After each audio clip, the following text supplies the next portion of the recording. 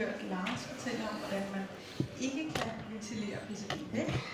Men det betyder jo ikke nødvendigvis, at man ikke kan ventilere sig ud af de meget høje PCB-koncentrationer, der kan være i luften i forurenede bygninger. Så jeg vil i dag se på eller vise lidt om ventilationens betydning for indeluftkoncentrationer. Af forhold af betydning for PCB-koncentrationen i indeluften kan nævnes den oprindelige kildekoncentration, kildernes placering, er det udvendige eller indvendige fuger, er kilderne blevet for eksempel indkapslet, så vil det også have en betydning for indeklimakoncentrationen, kildernes størrelse. Her kunne det være, som vi også så i farven, meter fuge per rumvolume, eller de PCB-kontaminerede overfladers areal. Er det kun gulvet, eller er det også væggene og loftet osv.? Derudover er der kildematerialernes affinitet. Hvilke materialer er det, der har optaget den her PCB? Er det træ eller beton eller linoleum? Det vil også have en betydning. Derudover kan man nævne rengøringsforhold som hyppigheden og grundigheden af rengøringen, temperaturen, og så luftskiftet og det franktryk, som jeg også vil komme ind på her senere. Jeg vil gennemgå en lille håndfuld cases, hvor jeg vil se på ventilationens betydning og differenstrykket. Og derudover vil jeg komme ind på mine egne forsøg, jeg har foretaget i Hundested og Farum Midtpunkt. Og alle koncentrationer, der bliver nævnt her, vil være PCB totale. Og ja. Betydningen af ventilation vil vi lige starte med at kigge på. Her ser vi Skovleskolen, som er en case, hvor skolen har PCB-fuger omkring de indvendige døre. Og vi ser her vist Golders målinger fra skolen, hvor alle målingerne er temperaturkorrigeret. Og de blå søjler viser den første måling, som var uden brug af lokalet, og derfor var ventilationen slukket. På lærerværelset var ventilationen lavere, og man valgte derfor at være reduceret, og man valgte derfor at køre en ny runde målinger, hvor man havde aktiveret ventilationen eller hævet den for lærerværelsestilfælde. For de to lokaler blev der K21 og K7 blev ventilationen hævet fra ingen ventilation til 3 for K21 og 3,7 gange i timen for K7. Og på lærerværelset var stigningen fra 3,2 til 4. Og vi ser i alle 3 lokaler, at ventilationen eller koncentrationen bliver sænket med den her ventilationsforøgning. Og for det første lokale ser vi over en halvering af koncentrationen, og så en lidt mindre effekt på de andre lokaler. Her ser vi en anden skole, Skovbrynet skole, hvor de blå igen viser slukket ventilation. Og jeg skal lige sige her, at PCB-fugerne er indvendigt omkring konstruktionssamlingerne, eller i konstruktionssamlingerne. Og de blå søjler viser koncentrationen ved slukket ventilation, og de efterfølgende målinger viser så en aktiveret ventilation. Luftskifterne er ikke, eller luftretterne er ikke kendt. Og vi kan se, at grunden til, at nogle af dem er grønne, det er fordi det er hybridventilation i de berørte lokaler, og resten er almindelig mekanisk ventilation.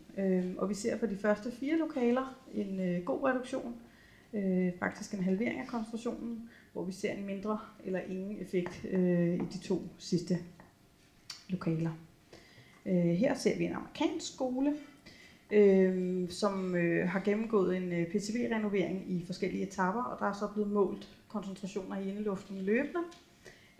De blå målinger er alle foretaget umiddelbart efter, at udvendige fuger er blevet fjernet. Skolen har både udvendige og indvendige fuger omkring vinduer, og de røde målinger viser målinger, som blev foretaget efter, at den mekaniske ventilation blev renoveret, og deraf, at der kom et højere luftskifte. Nogle steder ser vi, i nogle lokaler ser vi, her ser vi mere end en halvering af koncentrationen, hvor andre ser vi langt under en halvering.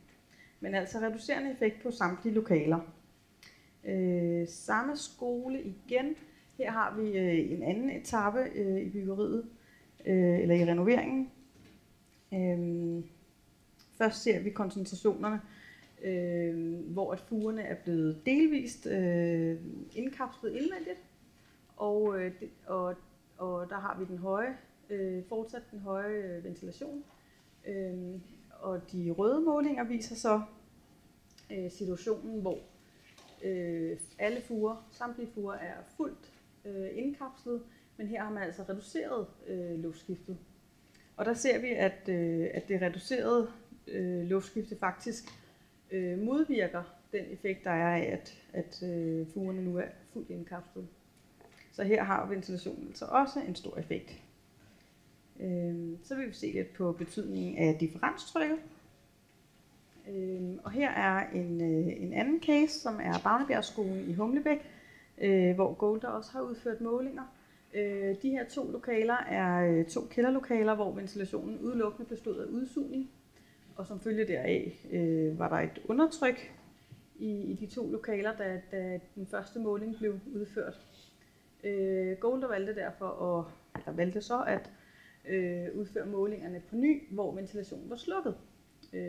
Man kan så mene, at luftskiftet jo nok er lavere, når der ikke er nogen udsugning, men i hvert fald er man ud over det her med undertrykket. Bavnebjergskolen har også udvendige fuger omkring vinduer i konstruktionssamlinger i facaderne. Og vi ser her en klar reduktion af koncentrationen, på trods af, at luftskiftet bliver nedsat, men altså udelukkende fordi, at trykforholdet er ændret fra undertryk til balanceret eller neutralt. Ligesådan havde vi på Golder på Skovligskolen et enkelt lokale, K21, hvor at der ved en måling var, man observerede, at der var et lidt overtryk. Det var simpelthen en fejl på ventilationsanlægget, at luftskiftet var reduceret, og der var en større indblæsning end udsugning, og der er et overtryk. Og her er luftskifterne angivet, og på trods af, at man ændrede ventilationen til balanceret normal drift med en højere ventilationsrate, så fik man altså en stigning i koncentrationen. Og det samme er tilfældet for SFO'en på Bavnebjergskolen, hvor Golder også har målt. Så trykforhold har altså også betydning. Det er ikke kun luftskiftet. Nu vil jeg gå videre til mine egne forsøg på Lærbjergskolen i Hundested. Jeg har kigget på et enkelt lokale, hvor at der var PCB-fuger indvendigt mellem betonelementer. Man kan faktisk godt skimte dem. Her er de indkapslet langs lofterne, og der er også i hjørnet her, og her på væggen, som man ikke kan se. Og ved vinduerne er der også noget PCB-fuge, der er indkapslet. Før den her indkapsling har SBMI målt en luftkoncentration på de over 8.000 nanogram per kubikmeter. Og det var altså en situation, hvor ventilationen ikke kørte ved den her måling. Der er så siden blevet målt, hvor ventilationen kørte før indkapslingen, og der kom den under 3.000. Så det viser også en effekt af ventilationen.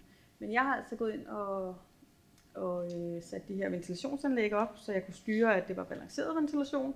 Og jeg har så hævet luftskiftet fra den umekanisk ventilerede situation, som gav en infiltration på 0,2 gange timen, til et luftskifte på hele 5,5.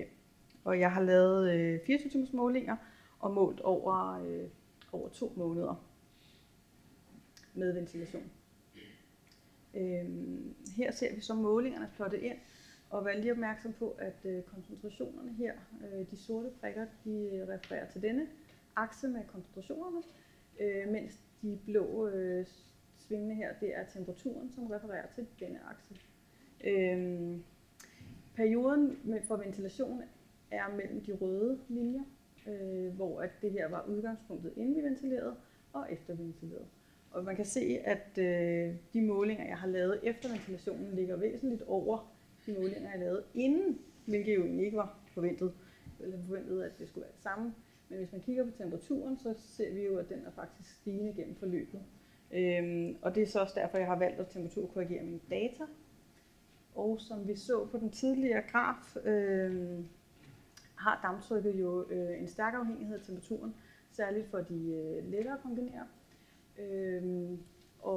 Og jeg har så antaget, at koncentrationsændringen fra en temperatur til en anden vil være proportional med damptryksændringen.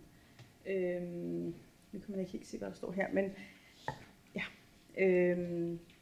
Ved en temperaturstigning fra 20 til 25 grader, der får jeg en koncentrationsstigning på 70%.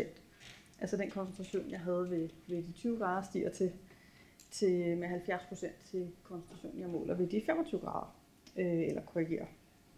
Og det er ud fra den kongrener sammensætning, som jeg fandt i luften i Hundested. Og når jeg så har mine korrigerede data her, så ser vi lige pludselig, at de her målinger efter ventilationen er slukket, ikke længere er væsentligt højere end dem før. Og vi ser stadigvæk, at koncentrationerne i ventilationsperioden ligger lavere, end de gør, når vi ikke ventilerer. Her er der så for de samlede data. Her har vi koncentrationen, det er boksblotterkoncentrationen uden mekanisk ventilation, og her har vi med mekanisk ventilation. Og man kan læse her værdierne, at hvor jeg fandt koncentrationer på i gennemsnit 1550 nanogram per kubikcentimeter, så per kvadratmeter, kubikmeter, undskyld, så kunne jeg komme ned på 1050 nanogram per kubikmeter ved at ventilere med de her 5,5 gange i timen. Og jeg fandt en signifikant forskel. Når vi så tænker lidt over, at den luftskifteændring, jeg lavede, faktisk var en øgning af ventilationen 27 gange, og koncentrationen reelt kun faldt de 30% fra uden ventilation, eller fra de 0,2 gange i timen, så må det jo betyde, at emissionsraten ikke er konstant. For havde den været det, så ville jeg jo med mine 27 gange i timen kunne ventilere mig fra de 1550 til lige under 60 nanogram per kubikmeter. Og i stedet landede jeg på de 1050. Og det vil altså sige, at min emissionsrate den ændrer sig, når jeg ændrer ventilationen. Går jeg lidt videre og ser på, jeg har ligeledes ventileret i Farum. Her havde jeg stort set konstant temperatur i hele perioden, og her har jeg valgt at gå ind og ændre mine luftskifter. Så jeg har målt forskellige luftskifter, og jeg har haft 3 målinger per luftskifte, og jeg havde luftskiftet en uge ad gangen. Og her ser vi også, det er 2 forskellige rum. De røde er det ene rum, og de blå er det andet rum. Og her ser vi sådan en klart faldende tendens i starten, som flader ud og bliver mere ubetydelig, når vi kommer op i de højere luftskifte. Det vil sige, at ventilationen har en større effekt i starten, hvor den så bliver lavere, og det ser ud som om vi ikke ligesom kan ventilere os længere ned end det niveau.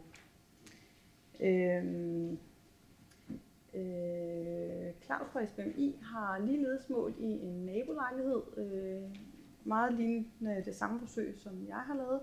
Her var, da jeg lavede mit forsøg, var fugerne indkapslet, og i den lejlighed, som Claus fra SBMI har målt i, der er fugerne bortsaneret og karmene. Men trods det får vi faktisk et ens forløb, når vi ser hen i forhold til luftskifterne. Claus ligger lidt højere på sit udgangspunkt, hvilket jo nok skyldes, at man har været inde og rode i ved de her fuger og fjerne dem. Ja. Og jeg kan så konkludere ud fra de her cases og målinger, jeg selv har lavet, at øget ventilation medfører i de fleste tilfælde lavere koncentrationer. Ventilationen øger desværre emissionen, hvorfor at effekten af ventilationen mindskes. Og det er jo derfor, at vi ikke kommer ned på de 60 nanogram per kubikmeter, men holder os over de 1000 for Hundested-målingen. Vi så fra Farum-forsøget, at ventilationens effekt på koncentrationen den ligesom jævner ud ved de højere luftskifter. Og fra casesene så vi, at differenstrykket er af stor betydning, og det er særligt, når der er udvendige PCV-fuger. Man kan forestille sig, at luften her vil trænge ind udefra at kontaminere indeluften på den måde. Koncentrationen er stærkt temperaturafhængigt, som vi også formodet.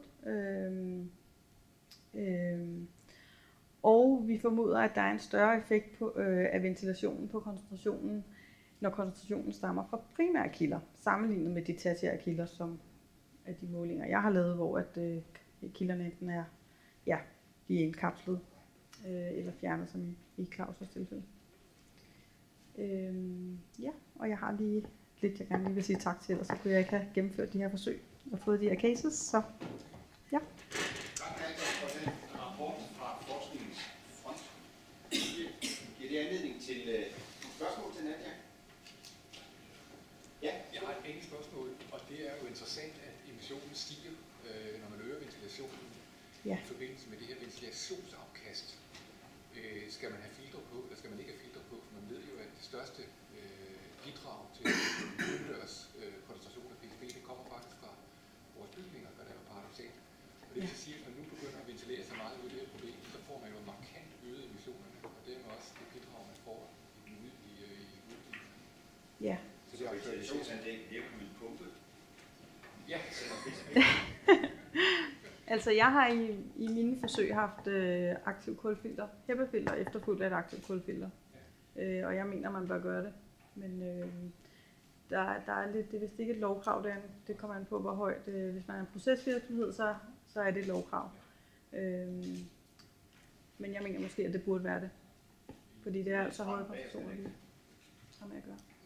Det kan godt være, at det ikke er nogen løsning på lang sigt, men kunne det ikke være sjovt at måle på, om det gør nogen forskel, om du øger ventilationen ved at øge udsugningen eller ved at øge indblæsningen? For man kunne forestille sig, at hvis du blæste ren luft ind, så ville du få, om så at sige, en meget større effekt. Kunne man ikke forestille sig det? Jeg tænker, at når du suger ud, så suger du luft ind via render og sprækker alle steder, hvor det kan trække igennem fluerne for eksempel. Altså det var også det, jeg nævnte omkring casen, hvor at, vi så, at der var udsugning i de her kælderlokaler, som faktisk bevirkede en højere koncentration. På trods af, at det jo gav et eller andet form for luftskifte, i forhold til, hvis vi bare slukkede den her udsugning, og så var det, at koncentrationen faldt. Så det er meget vigtigt, at man kigger på det her balanceforhold mellem mængden af luft, man indblæser og udblæser. Og jeg ved også, at der er forskellige steder, hvor de forsøger sig med at lave overtryk på bygninger med udvendige PCB-fuger. Fordi det er helt sikkert en mulighed, at man får trukket noget luft gennem facaden. Tak, Nadia.